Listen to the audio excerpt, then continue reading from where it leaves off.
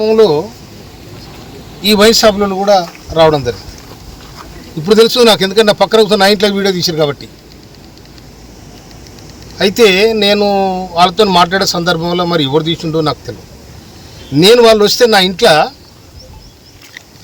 ఇంట్లో వాళ్ళకు ఛాయ్ ఇచ్చి మంచినీళ్ళు ఇచ్చి మరే చేసి నా దగ్గర కూర్చొని పెట్టుకున్నాను. ఏ ఎమ్మెల్యే కూడా కూర్చొని పెట్టుకోడు. వీళ్ళు నా దగ్గర కూర్చొని పెట్టుకుంటే నేను ఛాయ్ ఇస్తే నా ఛాయల్ని ఇసం పోసిరు, వాళ్ళని ఛాయ్ ఆగిపోయారు.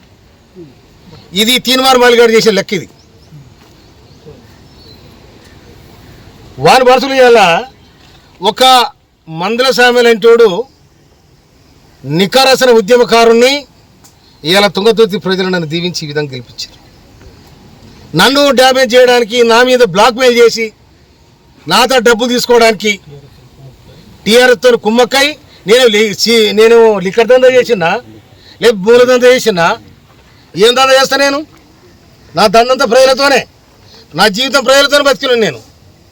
అందుకోసమని నాతాడు డబ్బులు లేని నాడు జనము మొన్న ఎన్నికల్లో నాకు సందాలు ఇచ్చి గెలిపించుకున్న ప్రజలు.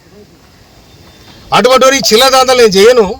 కానీ చిల్లరేషాలు వేసి ఇవాళ ఎవడైతే నా మీద వీడియో తీసుండో వాడు పోయి ఇవాళ ఆ తీర్మానం మల్లయ్య స్టూడియోలో కూర్చున్నాడు. మరి అతను చేయించినాడు అనుకోవాలా, ఎవరు చేయించాడు అనుకోవాలా? నేను